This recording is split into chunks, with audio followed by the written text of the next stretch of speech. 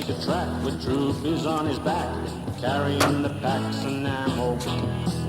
Doesn't look so mush when he rumbles through the woods. Even some time ago, taking us along, watching over you. Since the first Ferrets entered service with the British Army in 1951, over 4,000 of these classic armored reconnaissance cars have served in every major conflict around the world, from Korea to Desert Storm. Through all the dirty little African wars and the continuous revolutions of South and Central America, in the jungles of Southeast Asia, and on the war-torn streets of Northern Ireland, the Ferrets have been there. At this time, they continue to serve with some 30 countries. The Ferret has also become one of the most collectible of armored vehicles. Having been released in great numbers by British, Canadian, and Australian authorities for many years, hundreds have found their way into the hands of collectors. With a length of 12 feet 7 inches and a maximum height of 6 feet 2 inches for the Mark II, it can park inside most garages, and weighing only 4.5 tons, its rubber tires rarely damage concrete or asphalt. It is also true that a surprising number of women who find a Sherman tank or a half-track both huge and incredibly ugly see the Ferret as little and cute, thereby reducing the number of divorces caused by armored vehicle collecting. The FV-701, or Ferret, evolved from a number of successful fighting vehicles, but its primary lineage is the Dingo, which saw service with British and Commonwealth forces throughout World War II and into the 1950s. With its low silhouette, high speed, and mechanical dependability, it was well suited for hit-and-run raids, artillery spotting, and behind-the-lines operations which required it to get in, do its job, and get out as quickly and quietly as possible. Plans were made in 1946 for an improved armored scout car to be the smallest member of the new FV family of fighting vehicles, which would share interchangeable parts and be similar in operation. These include the Saracen Armored Personnel Carrier, and the Fox Armored Car. Although Ferrets were produced in 5 marks, at least 14 variants, and a number of sub-variants, the Mark II is the most common and most popular with collectors. Briefly, the other marks include the Mark I, which was originally dubbed the Field Mouse, is turretless and open-topped with a maximum height of 4 feet 9 inches. It most often carries a .303 caliber Bren gun or a .30 caliber Browning M1919 machine gun in a spigot mount. Being the lightest of the Ferrets, the Mark I is usually the fastest. Major mechanical work is also easier, since on the turreted marks, the turret must be removed before major components such as fuel tank and transmission can be removed through the fighting compartment. The Mark I II has a low fixed turret. Its armament is carried on a similar spigot mount. The Mark III was never produced in quantity, but incorporated the new hull used in the later Mark IV and Vs. The Mark IV utilizes a 2-door turret, which was often a rebuild of the Mark II turret. The Mark V is usually seen in a missile-firing configuration such as this. While the Mark I and IIs ford only 3 feet of water without preparation, both the Mark IV and V vehicles have an extended fording capability utilizing a raisable screen and fording kit.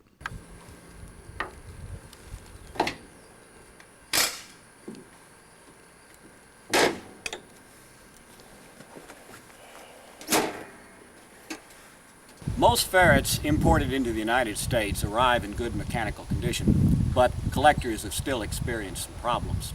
Most of these result from not closely studying the manuals. The Ferret is very different, and even if a person has a good background in armored vehicle operation, it's still a challenge. Let's have a look.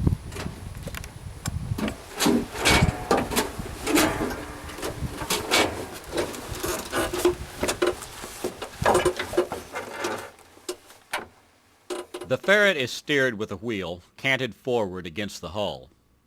The accelerator and brake pedals are standard. An ignition switch is located to the driver's left. When turned to the on position, red and yellow indicator lights will appear.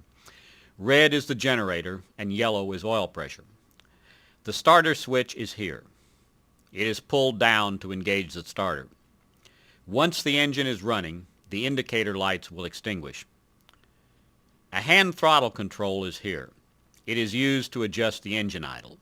Starting carburetor is the British term for choke. It is located high and also to the driver's left. There are 3 positions and are often hard to locate. All the way in is open or normal operation. First position is pulled out slightly and seems to be adequate for most cold starts. Second position is slightly further out. Third position is fully out and should be used only in sub-zero conditions. The Ferret was designed to operate in very cold climates, and first position seems to be adequate to start most properly tuned engines in most weather conditions. Firing controls for the 6 smoke grenade launchers are located here. All model Ferrets carried 6 smoke grenade launchers mounted in 2 banks on the forward hull. They are angled to lay a smoke screen and are fired in salvos of 3. To the driver's right is the instrument panel. A tachometer and speedometer are located here, as well as a trip meter, fuel gauge, and temperature gauge. The handbrake is directly in front of the driver's seat. The Ferret utilizes a 5-speed pre-selective transmission, which lies somewhere in a gray area between standard and automatic. The desired gear must first be selected here with the driver's right hand. Then the gear shift pedal, which looks like, but must never be confused with a clutch, is depressed with the left foot and released quickly to make the change. It should never be held down or released slowly like a clutch, as this quickly burns transmission bands. We shall look closer at this later. The Ferret reverses with its transfer case, and therefore is capable of using all 5 gears in reverse. All right, now let's go through the startup procedure. The driver should position his seat so that his left foot can brace against the forward hull. This allows a good support when traversing rough country. First, engage the handbrake. Before starting the engine for the first time of the day, the transmission bands must be adjusted. This is uniquely accomplished by selecting first gear. With the left foot, pump the gear change pedal 6 times. Then select second gear and pump the pedal 6 more times. This procedure is repeated through all 5 gears. You will note that the amount of play in the pedal changes with each gear engaged. This is correct and normal. It is impossible to over-adjust the transmission bands using this procedure, so it should be done once a day if the vehicle is to be driven any distance.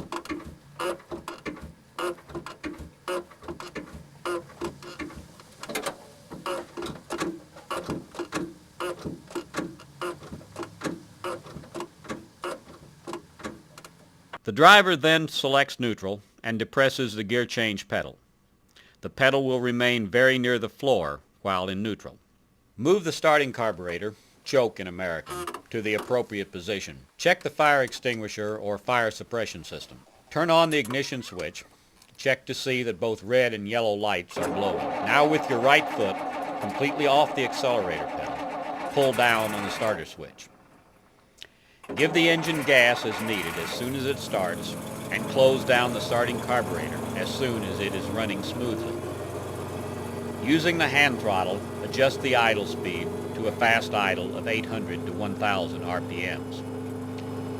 The main indicator lights should go out, indicating the charging system is working. Allow the engine to warm up to somewhere near operating temperature, then reduce the RPMs to between 400 and 500. It is also recommended that the engine be shut down and the engine oil level checked at this time.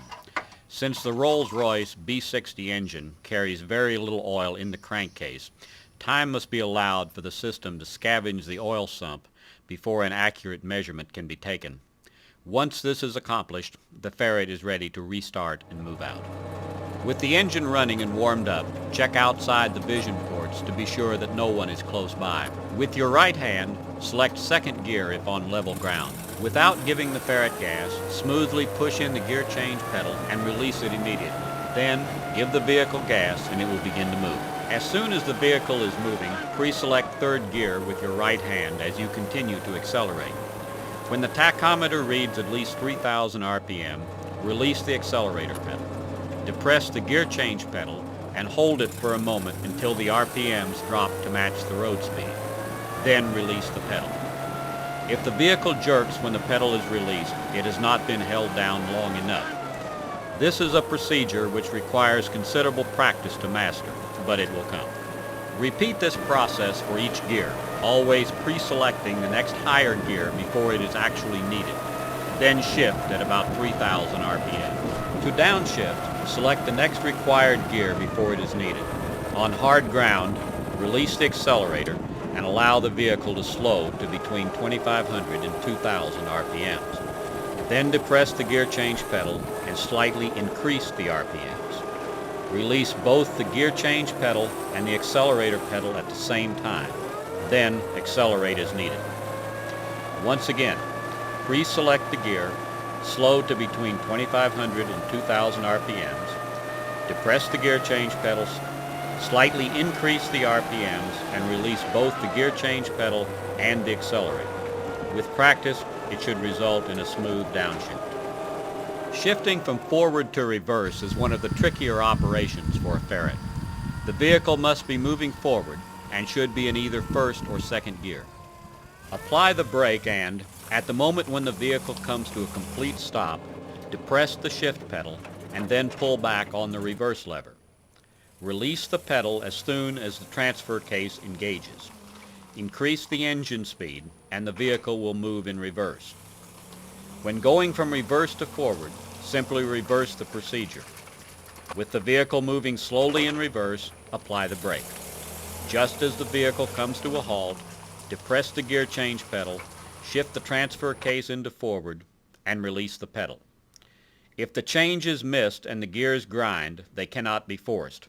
Shut down the engine, engage neutral gear, engage the transfer case in the direction you wish to move, then restart the engine, engage the proper gear, and move out. To stop the Ferret, pre-select neutral and bring the vehicle to a complete stop. Depress and release the gear change pedal. Remember that in neutral, the pedal should remain very close to the floor.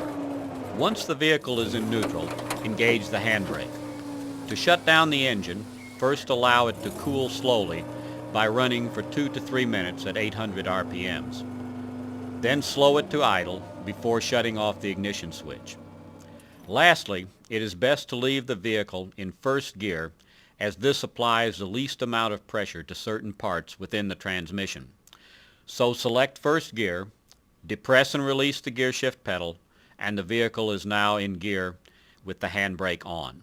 Be certain that any auxiliary equipment, such as radios or intercom, are turned off. It should always be kept in mind that the Ferret, like most all armored fighting vehicles, are designed to be manned by more than one person.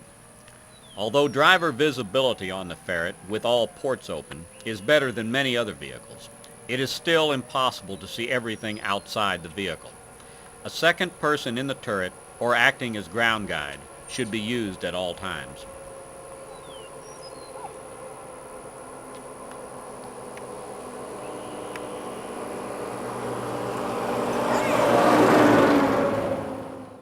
Some Ferrets have been imported with Klansman or Larkspur intercom systems such as this one, which plug directly into the proper CVC helmet.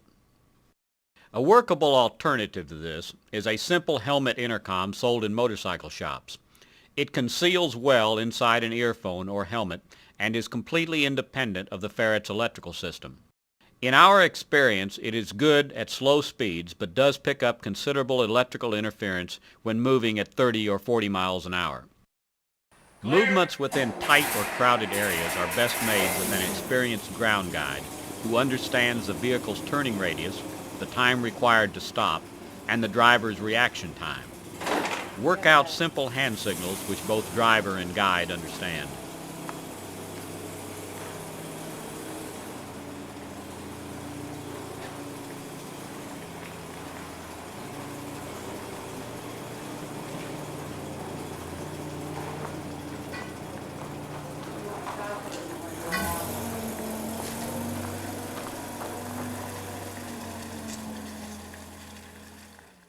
The Ferret is powered by a Rolls-Royce V60 gasoline engine, producing a maximum of 129 horsepower. The lubrication system is a dry sump, which means, as we mentioned earlier, that most of the engine oil is kept in this tank as opposed to inside the crankcase. A gear-driven scavenge pump located in the sump draws oil from the engine through the oil cooler and returns it to the sump. Oil is checked and added here. The capacity is 3 gallons. Also, as we mentioned earlier, to get an accurate check on the oil level, the engine should first be run for several minutes to allow the oil to scavenge from the sump before shutting down and checking oil level. 2 lubrication points here should be noted. First, the crankshaft pulley fording seal, which is lubed from this fitting. Do not overlube this fitting. The other fitting is on the generator. Some models are reported to have an oil fill in this location, to which 1/4 pint of oil should be added if the vehicle has not been run for a period of 3 weeks or more. Coolant is checked and added here. As with any automotive radiator, the plug should be removed only when the engine is shut down and cool. A small pocket exists within the crossover tube, and the radiator may appear to be full when it actually is not. I tend to add coolant very slowly until it just threatens to overflow. The fuel tank fill is located in the engine bay, forward and on the left side. The engine and all electrical equipment should be shut down before fueling. Ferrets may be equipped with either the original buttonhead type grease fittings or the more common Zerk fittings. Buttonheads will require a special grease fitting for the gun. There are quite a large number of fittings located on the vehicle's suspension, so the manual should be followed closely when lubricating. In addition to grease fittings, there are filler plugs and overflows for the inner and outer tractor joints on each wheel. These normally use 90-weight gear oil. Once again, consult the manual before servicing.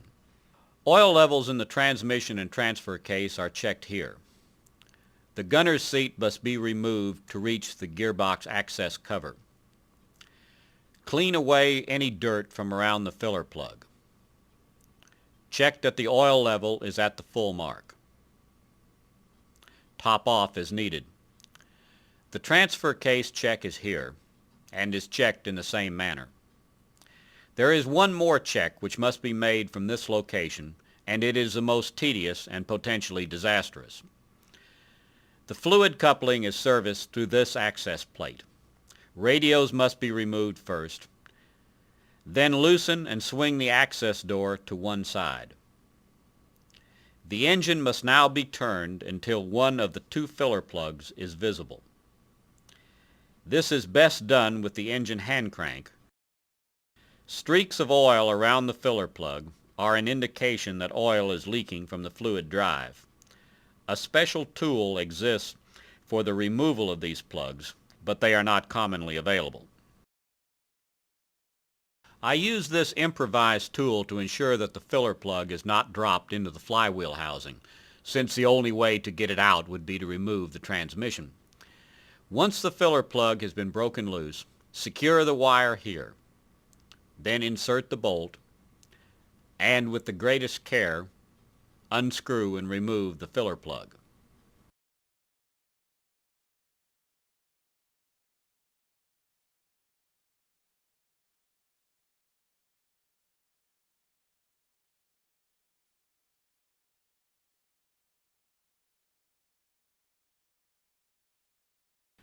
I use 10-weight jack oil in the fluid coupling.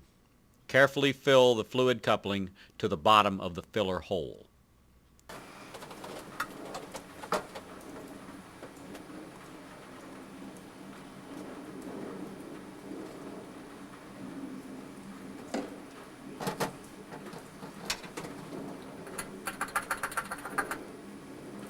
Examine the filler plug and washer for any sign of dirt and damage. Then, with equal care, replace the filler plug and tighten down enough to ensure the seal, but do not tighten excessively.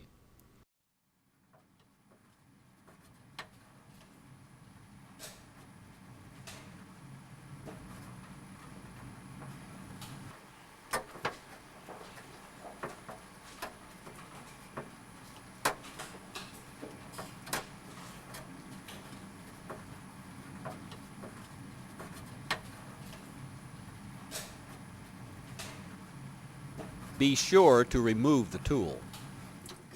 Then start the engine, run at 2,000 RPMs for about 3 minutes, shut down and check for leaks. Finally, close and secure the access plate.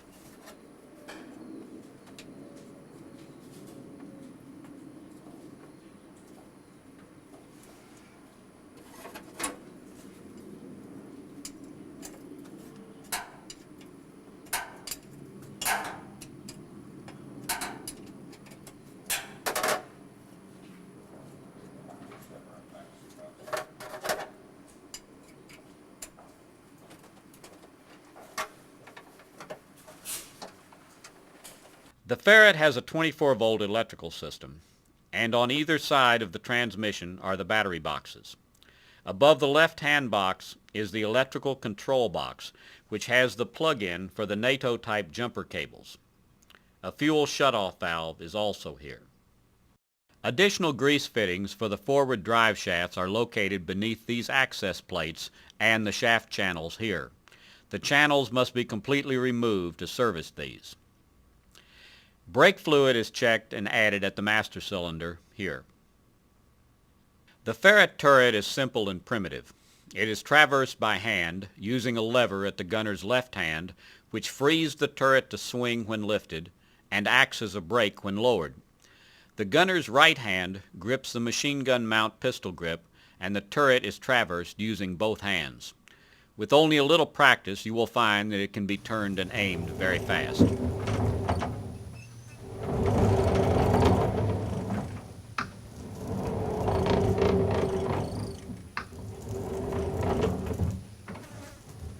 A locking device is located on the turret ring and locks the turret in the front position. This lock should be engaged any time the turret is not in use. The gunner's periscope is bore-sighted to the machine gun by adjusting screws located here and here. A white circle will appear when the sight is on target. Ammunition is fed to the machine gun from a standard box mounted in a rack here. The gun is fired from a pistol grip located on the lower right side of the mount and linked to the gun's trigger assembly. Both turret hatches have locks which should always be in place. The top hatch may be locked in any of 3 different positions, allowing for varying degrees of protection for the gunner. The rear hatch can be locked in either an open position, where it makes a handy seat for the gunner, or in the closed position, where it offers some degree of protection. Engine compartment hatches should also be locked any time the vehicle is taken into rough country, as they tend to bounce. The same is true for the driver's hatch, which secures to 2 wing nuts. Once again, this video is in no way intended to replace the official manuals for the Ferret. The absolute minimum is the operator's manual and parts list. There are several others, including field and shop repairs, as well as separate manuals on the engine, powertrain, and auxiliary equipment. I think it is impossible to have too many.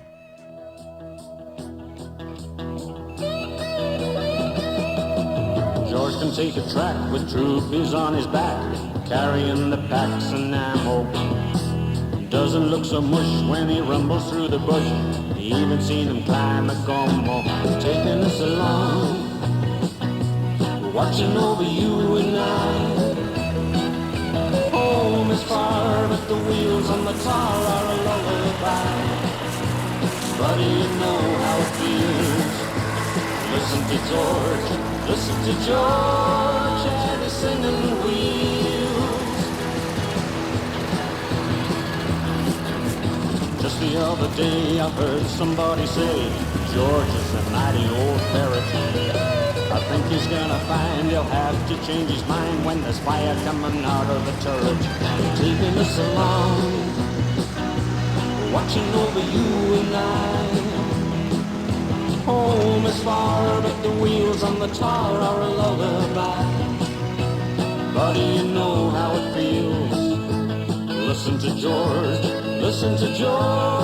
and his singing wheels. Ambushing the trees makes me shaky at the knees. Ever been revved in a landing? Gives me peace of mind when George is in the line. His firepower's mighty handy, taking us along, watching over you and I. Home is far, but the wheels on the tar are a lullaby. Buddy, you know how it feels. Listen to George, and he's singing